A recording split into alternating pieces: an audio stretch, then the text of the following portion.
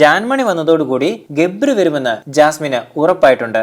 ഗബ്രിക്ക് വേണ്ടി വാഴയിൽ എഴുതിയ സ്നേഹസമ്മാനം ജാസ്മിൻ കരുതി വെച്ചിട്ടുണ്ട്. പക്ഷേ ജാസ്മിന്റെ പ്രതീക്ഷ തെറ്റിച്ച് ജിൻഡോ കണ്ടന്റ് ഉണ്ടാക്കാൻ വേണ്ടി ആദ്യം ടാർഗറ്റ് ചെയ്ത യമുനയാണ് എത്തിയത്.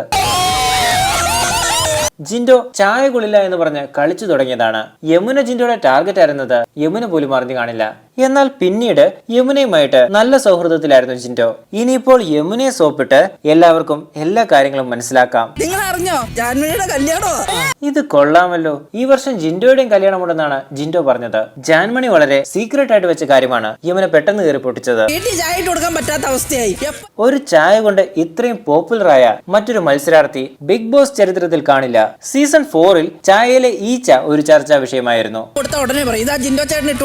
യമുന മാത്രമല്ല, ഇനി വരുന്നവരെല്ലാവരും ജിൻഡോയെ സ്നേഹിച്ചൊരു പരുവമാക്കും. യമുന ജാൻമണിക്ക് പ്രിയപ്പെട്ട ആളായതുകൊണ്ട് തന്നെ ജാൻമണിക്ക് പറയാൻ മടിയുള്ള കാര്യങ്ങൾ യമുനയെ കൊണ്ട് പറയിപ്പിക്കുമായിരിക്കും. ലൈവിൽ ശ്രീതു ജാസ്മിനെതിരെ പല കാര്യങ്ങളും പറയുന്നുണ്ട്.